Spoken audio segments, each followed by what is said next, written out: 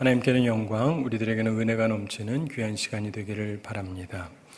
자동차왕 헨리 포드가 나중에 큰 부자가 됩니다.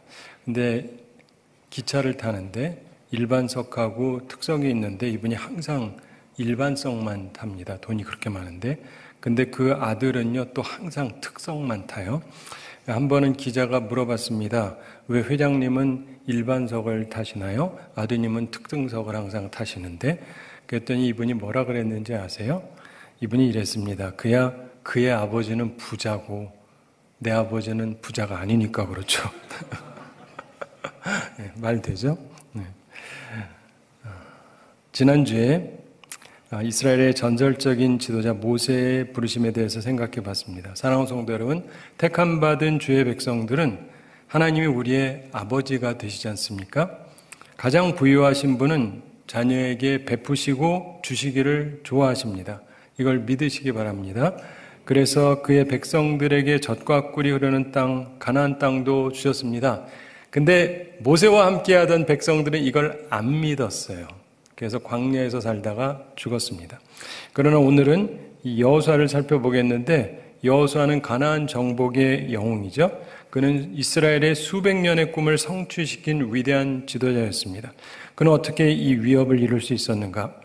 물론 하나님께서 힘을 주셨으니까 가능한 것이지만 동시에 그에게는 순종하는 백성들이 있었습니다. 그래서 그 위협을 이룰 수가 있었어요. 백성들이 얼마나 그를 전적으로 협조했는지를 여호수아 1장 18절에서 설명합니다. 오늘 읽지 않았지만 뒤에 나오죠. 누구든지 당신의 명령을 거역하며 당신의 말씀을 순종하지 않은 자는 죽임을 당하리니 오직 강하고 담대하소서, 이렇게 얘기합니다. 백성들이 그야말로 전폭적으로 지지합니다. 당신의 말을 순종하지 않는 사람은 사형시키겠습니다 라고 얘기를 해주는 거예요. 얼마나 전폭적인 순종을 했는지를 보여주죠. 그리고 그들은 하나님의 말씀을 믿었어요. 그래서 그들은 모두 그대에 하나님께서 주시는 엄청난 걸 얻었습니다. 자기 부모 세대는 아무도 얻지도 못한 것이지만 이들은 다 얻었습니다. 물론 여호수아가 훌륭한 지도자였지만 그를 따르던 사람들이 좋은 마음을 가졌기 때문에 가나안 정복이 가능했던 것입니다. 1세대 중에는 여호수아와 갈렙만이 얻은 거잖아요. 제가 가장 좋아하는 성경 인물 중에 하나가 바로 이 여호수아입니다. 여호수아는 순종하는 백성들과 함께했기 때문에 비전의 땅 가나안을 얻었습니다. 그래서 저는 여호수아와 같은 사람이 되고 싶습니다. 바르게는 우리 교회가 여호수아와 함께하던 백성들과 그런 같은 성도들로 구성된 교회가 되기를 소망합니다. 그래서 꿈만 크고 꿈은 큰데 아무것도 못 이루는 교회가 아니라 위대한 꿈도 성취하는, 위대한 꿈을 이루는 교회가 되기를 바랍니다. 오늘 말씀에서 보면 하나님께서 여호수아를 부르신 때가 노아나 모세를 부르던 때하고 또 다릅니다. 하나님께서 부르시는 때가 사람마다 다르다는 것을 보게 됩니다. 하나님께서 여호수아를 부르셨습니다. 그런데 하나님께서 언제 그를 부르셨느냐? 1절에 나옵니다. 1절 함께 읽어보겠습니다. 여호와의 종 모세가 죽은 후에 여호와께서 모세의 수종자 눈의 아들 여호수아에게 말씀하여 이르시되 아멘.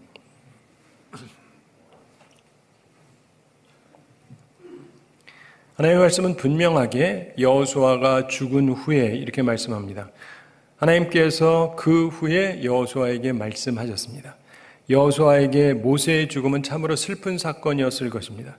그가 수십 년을 섬겨왔던 지도자 모세의 죽음, 그에게 큰 슬픔이었을 텐데, 그런데 특이한 것은 바로 그 일이 일어났기 때문에, 바로 그것 때문에 여호수아의 때가 임했던 것입니다. 여호수아의 때는 모세가 죽은 후였습니다. 어떤 의미에서 그에게 큰 슬픔이 있던 날이 바로 그에게 사명이 주어진 중요한 날이었습니다. 사랑하는 성도 여러분, 내가 슬플 때, 내가 괴로울 때 오히려 그때가 하나님의 부르심의 때가 될 수도 있다는 사실을 기억하시기 바랍니다. 한 가지 분명한 것은 하나님의 부르심은 한 사람 부르고 끝나시는 게 아니에요. 하나님의 일은 계속 이어져 갑니다. 하나님은 영원하신 분이기 때문입니다. 그러니까 지도자 하나가 있고 없는 것으로 중요한 게 아니에요. 하나님은 계속 각 시대마다 하나님의 사람을 들어서 쓰십니다. 과거에 어떤 분들이 쓰였던 것은 말 그대로 과거입니다. 오늘 이 시대에는 바로 오늘 이 시대를 살아가는 우리를 통해서 하나님께서 일을 하시는 것입니다. 하나님께서 부르시고 사명을 주시는 내용이 무엇이냐? 2절에 나오는데 2절 함께 읽어보겠습니다. 내 종 모세가 죽었으니 이제 너는 이 모든 백성과 더불어 일어나 이 요단을 건너 내가 그들 곧 이스라엘 자손에게 주는 그 땅으로 가라. 아멘. 하나님의 부르심과 명령은 이스라엘 백성들과 더불어서 일어나서 요단강을 건너가라 이렇게 말씀하십니다. 가나안을 정복하라는 말씀이죠. 근데 좀 특이한 것은 이것은 모세 때문에도 하면 안 되는 거였어요. 그러니까 하나님께서 모세가 죽으니까 이제 해라 이렇게 말씀하십니다. 모세는 그거를 누리지 못하게 하겠다 이게 하나님의 뜻이었어요. 이해가 되시죠? 네. 그 훌륭한 사람이었지만 그도 범죄한 게 있어서 하나님께서 결코 모세는 그걸 누리지 못하게 하겠다. 이제 그가 죽었다. 그가 누리지 못할 것이다. 그러나 너희들이 가서 얻고 누려라. 이런 말씀이에요. 전 세대가 다 이루지 못한 일을 이루는 것이 사명이 되었습니다. 마찬가지로 우리에게도 하나님의 사업이 맡겨지는 것입니다. 하나님께서 이렇게 사명을 주시면서 여호수아에게 약속을 해주십니다. 우리는 본문에서 여호수아에게 주어진 세 가지 중요한 약속을 볼 수 있습니다. 나중에 다시 한번 살펴보세요. 집에 가셔서. 첫째는 일반적인 약속입니다. 3절 4절에 나오는 말씀인데 너에게 주었다. 저희 지경이 될 거다. 이런 말씀입니다. 3절 함께 읽어보겠습니다. 내가 모세에게 말한 바와 같이 너희 발바닥으로 밟는 곳은 모두 내가 너희에게 주었노니. 4절도 함께 읽어보겠습니다. 곧 광야와 이 레바논에서부터 큰 강, 곧 유브라데 강까지 해쪽 속의 온 땅과 또 해지는 쪽 대해까지 너희의 영토가 되리라. 아멘. 3절과 4절은 일반적인 약속입니다. 모두에게 주어진 약속이죠. 가나안 땅을 얻게 됩니다. 근데 두 번째 약속이 있는데 이건 개인적인 약속이에요. 이스라엘 전체가 아니라 바로 여호수아 개인에게 주셨던 약속인데 5절과 6절에 있는 말씀입니다. 너의 평생에 너를 능히 당할 자가 없을 것이다. 그리고 함께 하나님이 있을 것이고 떠나지 아니하고 버리지 아니하실 것이다. 땅을 얻게 하겠다. 이런 말씀이 나오고 있습니다. 5절 함께 읽어보겠습니다. 내 평생에 너를 능히 대적할 자가 없으리니 내가 모세와 함께 있었던 것 같이 너와 함께 있을 것임이니라. 내가 너를 떠나지 아니하며 버리지 아니하리니. 6절도 함께 읽어보겠습니다. 강하고 담대하라. 너는 내가 그들의 조상에게 맹세하여 그들에게 주리라 한 땅을 이 백성에게 차지하게 하리라. 아멘.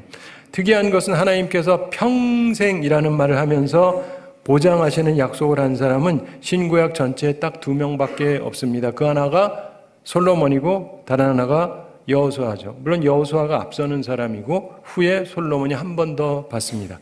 열왕기상 3장 13절에서 하나님께서 솔로몬에게 내가 구하지 아니한 부귀와 영광도 내게 주노니 내 평생에 왕들 중에 너와 같은 자가 없을 것이라 이렇게 말씀하시는 일이 이후에 나옵니다. 그런데 그에 앞서서 여호수아에게 평생을 보장하는 약속을 해 주셨습니다. 하나님께서 내 평생을 보장하시는 약속을 하신다. 이건 그만큼 대단한 말씀입니다. 너의 평생에 너를 능히 대적할 자가 없을 것이다. 이런 개인적인 약속을 주셨습니다. 그리고 모세와 함께 있었던 것처럼 함께 있으실 것이고 그를 떠나지 아니하실 것이고 버리지 아니할 거라고 분명히 말씀하십니다. 그리고 조상에게 맹세한 땅을 차지하게 하겠다고 말씀하십니다. 귀한 말씀드립니다. 사명을 완수할 수 있게 해주겠다 이런 말씀입니다. 세 번째로 조건적인 약속이 있습니다. 성경에는 이런 약속이 많습니다. 조건적인 약속이 많아요. 그걸 잘 기억해야 됩니다. 오늘 본문에서 보면 두 가지 조건적인 약속이 나옵니다. 하나는 평탄함이고 다른 하나는 범사의 형통함입니다. 여러분, 평탄한 삶, 범사의 형통한 삶 아주 귀한 것이죠. 그런데요, 이거 아무나 받는 게 아닙니다. 우리 찬송할 때는 쉽게들 부르지만 이건 아무나 받는 게 아니에요. 8절 후반에서 말씀합니다. 그리하면 내 길이 평탄하게 될 것이며 내가 형통하리라. 그리하면 조건이 있는 거예요. 그냥 믿는 사람에게 무조건 평탄한 삶, 무조건 형통한 삶이 주어지는 것이 아니라 그리하면 하나님의 말씀대로 지키면 조건적이라는 걸 항상 기억하셔야 되는데 이 평탄과 범사의 형통함이라는 것은 굉장히 큰 축복입니다. 보통 사람은 절대로 누리지 못합니다. 교회 다니는 대부분의 사람들이 누리지 못하는 겁니다. 첫째, 평탄하게 될 것이라는 약속이 있죠. 8절 후반에 그리하면 내 길이 평탄하게 될 것이며 이렇게 말씀하는데 신약과 구약을 전체를 통틀어서 개인적으로 이 평탄케 되는 약속이 언급된 사람이 딱 둘밖에 없어요. 제가 직접 찾아봤거든요. 한 사람이 바로 여기 나오는 여호수아고 다른 한 사람은 바로 예수님이에요. 그러니까 예수님 빼놓고는 사람 중에서 이 약속받은 사람은 이 사람 하나밖에 없어요. 그만큼 귀한 겁니다. 평탄함이라는 게요, 다 있는 게 아니에요. 여러분 예수 믿고 나니까 항상 평탄하게만 하시죠? 아니잖아요. 근데 왜 그러냐? 그게 이렇게 아무에게나 주어지는 게 아니라니까요. 그 다음에 두 번째 조건적인 약속인데 어디로 가든지 형통할 거다 이런 말씀입니다. 자, 8절 후반에 그리하면 내 길이 평탄하게 될 것이며 내가 형통하리라 이렇게 말씀하죠. 자, 보면은 우리의 삶 가운데서 7절 후반에도 그리하면 어디로 가든지 형통하리니 이런 말씀도 나오는데 이게 조건적인 약속이에요. 어떤 일에 형통한 것을 제외하고 어떤 부분에선 형통할 수 있죠. 범사의 형통함이 언급된 사람은 신구약 전체에 4명밖에 없습니다. 이것도 제가 다 찾아봤거든요. 첫째가 요셉입니다. 창세기 39장 23절에 하나님께서 요셉이 범사에 형통케 하셨더라. 요셉이 처음 나오는 사람이고 두 번째가 바로 본문의 여호수아입니다. 세 번째가 왕 중에 히스기야 왕입니다. 여호와께서 저와 함께 하시며 어디로 가든지 형통하였더라 이런 말씀이 나와요. 이 히스기야 왕이 죽을 병에 걸렸었죠. 근데 하나님께 간구했더니 하나님께서 들으시고 15년 더 연장해서 살 수 있게 해주셨다. 그래서 유명한 왕이지 않습니까? 그 외에는 예수님 그리고 하나님의 말씀 즉 예수님이 해당이 돼요. 자, 그렇다면 성경을 통틀어 봤을 때 평탄함과 범사의 형통함에 대해서 함께 언급된 사람은 딱 둘밖에 없다는 말이에요. 구약의 한 명, 신약의 한 명. 구약의 여호수아, 신약의 예수님. 특이한 것은 여호수아와 예수는 같은 이름의 뜻을 가졌습니다. 여호수아는 구원자라고 하는 히브리식 이름이고 예수는 역시 구원자라고 하는 헬라식 이름입니다. 같은 뜻이에요. 그래서 여호수아는 신약의 예수님을 예표합니다. 여호수아에게 주어진 약속, 조건적이긴 하지만 여전히 매우 중요한 약속입니다. 이건 보통 사람에게 주어졌던 약속이 아니에요. 그리고요, 절대적으로 주어졌던 적은 아무에게도 없어요. 조건적으로만 주어진 것이지. 성경에 예수님을 제외하고는 여호수아에게만 주어진 것인데, 근데 이 놀라운 약속은 우리에게도 유효한 것입니다. 성경 말씀은 그런 거거든요. 따라서 우리도 그 조건을 채우면 이 놀라운 약속에 들어갈 수 있습니다. 그걸 믿으시기 바랍니다. 그러니까 뭔지를 알고 지키셔야 되겠죠. 우리가 인생 살아가면서 어떻게 삶의 길이 평탄하고 형통할 수 있을까 고민하게 됩니다. 때로는 교회가 왜 평안하지 않은지, 왜 형통하지 않은지 의아해하죠. 어떤 때는 가정이 왜 평안하지 않은가, 왜 형통하지 못하나 의문을 갖죠. 또 어떤 때는 사업 또는 직장 생활이 왜 평안하지 못한가, 왜 형통하지 못한가 이런 질문을 갖습니다. 그리고 무엇보다도 중요한 남는 질문, 그럼 어떻게 하면 되는가? 도대체 어떻게 해야 나의 삶, 나의 가정, 나의 사업, 나의 교회, 그리고 우리나라가 평안하고 형통할 수 있는가? 이런 질문을 하게 됩니다. 자, 어떻게 하면 됩니까? 그 조건은 무엇입니까? 오늘 성경 말씀을 보면서 답을 찾으셔야 돼요. 흔히 생각하는 기도가 아닙니다. 7절, 8절에 이 말씀이 나오죠. 이건 세 가지로 정리할 수 있습니다. 특별히 7절과 8절이 중복되는 말씀이기 때문에 8절이 중요합니다. 8절 함께 읽어보겠습니다. 이 율법책을 내 입에서 떠나지 말게 하며 주야로 그것을 묵상하여 그 안에 기록된 대로 다 지켜 행하라. 그리하면 내 길이 평탄하게 될 것이며 내가 형통하리라. 아멘. 세 가지를 기억하고 지켜야 됩니다. 오해하지 마십시오. 기도가 아니라고 했다고 해서 기도 안에 이르지 마세요. 기도는 하셔야 되는 거고. 첫째, 이 율법책을 내 입에서 떠나지 말게 하며 이렇게 말씀하죠. 하나님 말씀이 내 입에서 떠나지 말아야 된다. 우리는 우선 내 입의 말을 점검해 봐야 돼요. 내 입술의 말이 주님께 연락될 만한가? 내 입에 하나님 말씀이 항상 있는가? 그저 세상적인 말만 하고 악만 내뿜어대고 맨날 남 비난만 하고 불평불만만 하고 원망만 하고 이러고 있지 않은가? 이래서는요, 평탄한 삶, 형통한 삶을 살 수가 없습니다. 사랑하는 성도 여러분, 시편 1편에서 복 있는 사람은 오직 여호와의 율법을 즐거워한다 이렇게 말씀하죠. 여러분, 하나님의 말씀을 사랑하셔야 돼요. 두 번째로 주야로 그것을 묵상하여 이렇게 말씀합니다.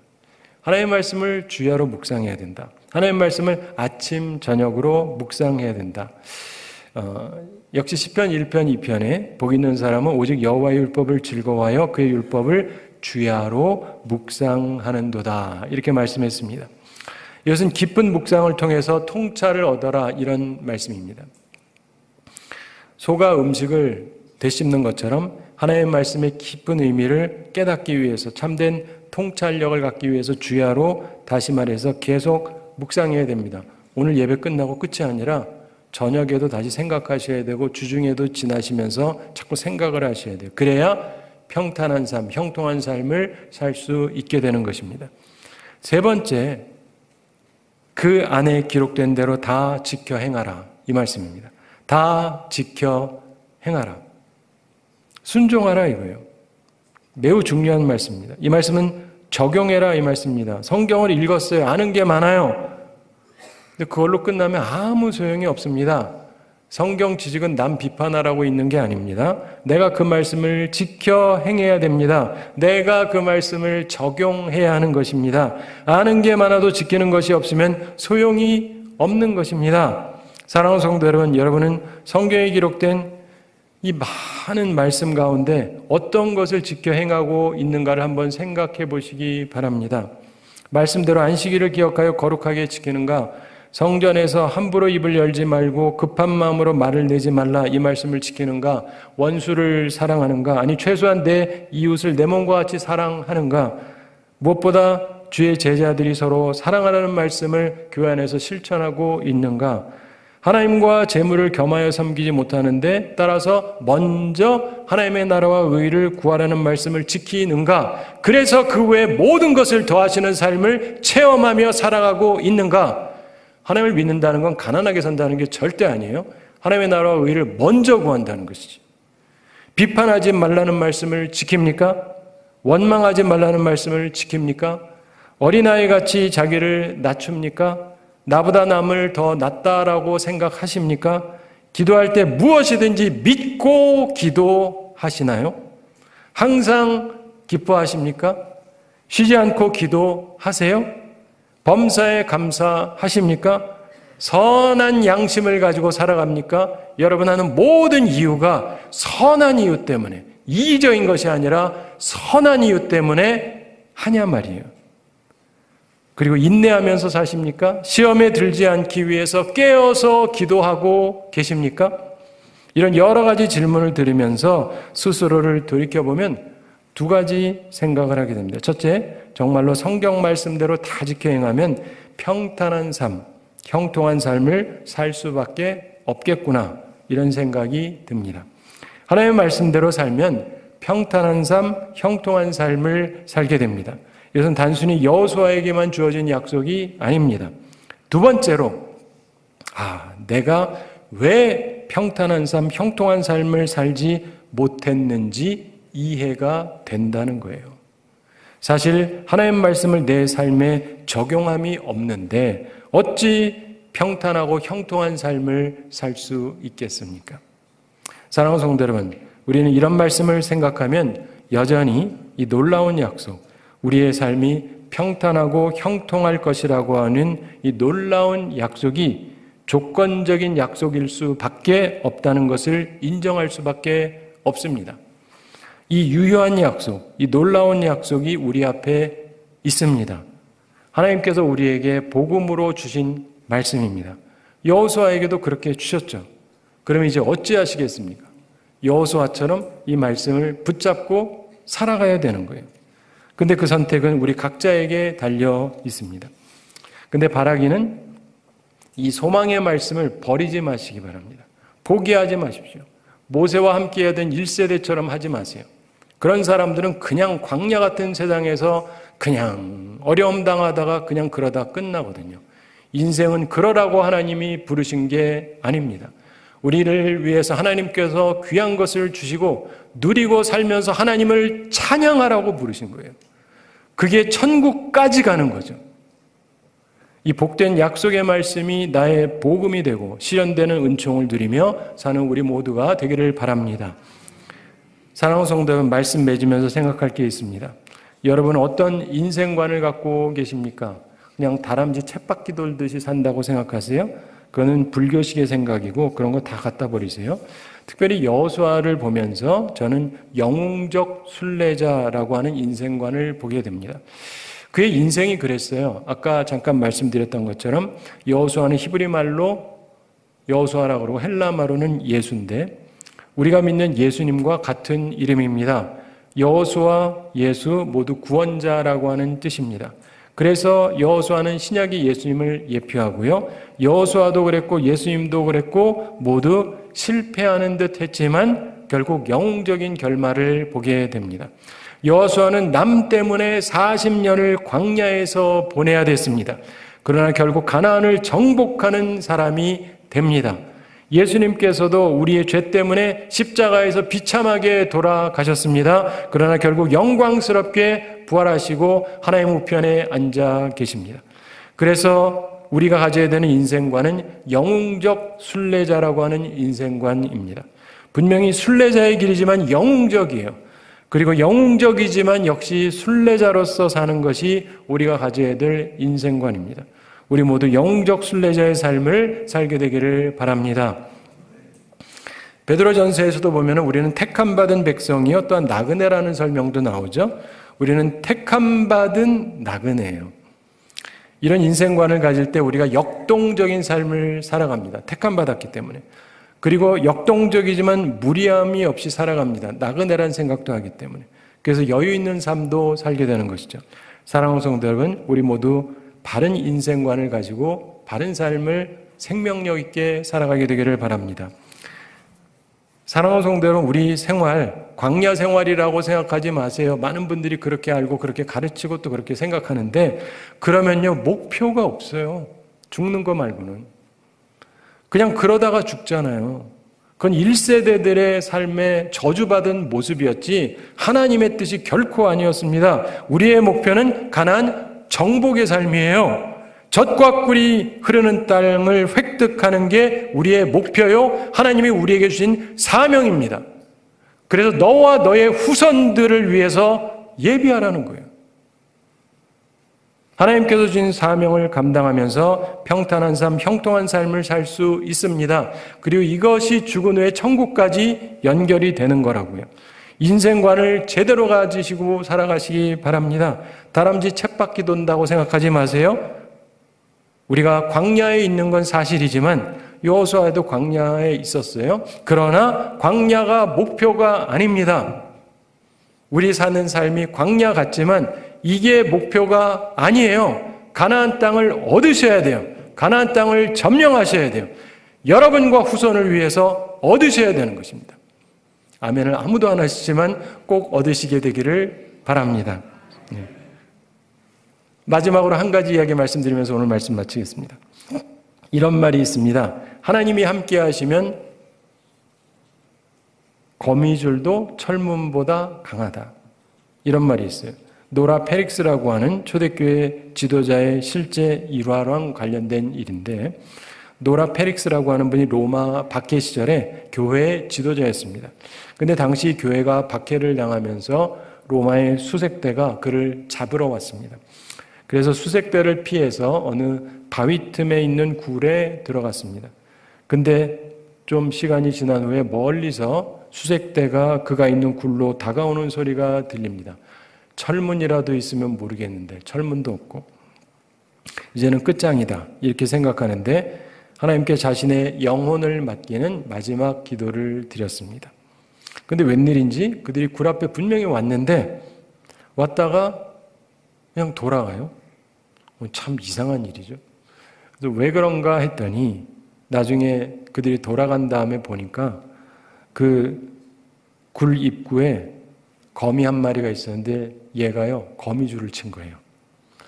수색하는 사람들이 왔다가 보니까 거미줄이 그대로 있잖아요.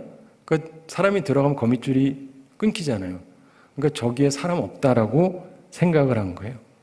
그래서 하나님이 함께 하시지 않으면 쇠문도 거미줄처럼 약하지만 그러나 하나님께서 함께 하시면 거미줄도 철문보다 강하다. 이런 말이 나오게 된 것입니다. 사랑하는 성도 여러분, 인생에서는요 하나님이 나와 함께 하시느냐 이게 가장 중요한 거예요. 예수님을 임마누엘이라 한다 그러잖아요. 하나님은 우리와 함께 하신다. 여호수아와 그를 따르던 백성들은 그 전 시대 사람하고 달랐어요. 전 시대 사람들은 여호와가 우리 가운데 있느냐 그랬거든요. 그러나 여호수아와 함께하던 사람들은 하나님을 의지했어요. 철저하게 의지합니다. 그분 말씀대로 나아갔어요. 그리고 승리했습니다. 우리 함께 여호수아를 본받아서 살게 되기를 바랍니다. 그리고 그를 따르고 협력했던 백성들처럼 살게 되기를 바랍니다. 예수님도 그러셨죠? 그의 소수의 제자들도 그랬습니다. 그래서 하나님께서 우리에게 주신 한 번밖에 없는 인생, 후회 없이 살아가는 영웅적인 순례자가 되는 우리 모두가 되기를 우리 주님의 이름으로 축원합니다. 우리 함께 기도하겠습니다. 사랑의 하나님 아버지, 우리를 사랑하시고 오늘도 저희에게 귀한 말씀 주임을 감사드립니다. 주의 말씀을 기억하면서 우리에게 한 번밖에 없는 인생, 하나님은 모든 것을 창조하시고 다스리시는 하나님이신데 하나님께서 하나님의 자녀들을 사랑하시고 온갖 좋은 것을 마련하시고 준비하셨다는 것을 믿는 믿음의 사람들이 되게 해주시고 하나님께서 우리와 함께 하신다는 그 말씀을 믿게 해주시고 두려워하지 말고 놀라지 말고 담대하게 하나님 말씀대로 전진해서 하나님께서 우리에게 약속하신 것을 이 땅에서 얻으며 영원한 천국까지 가는 주의 백성들이 다 되게 하여 주시옵소서. 감사드리며 예수님의 이름으로 기도드리옵나이다. 아멘.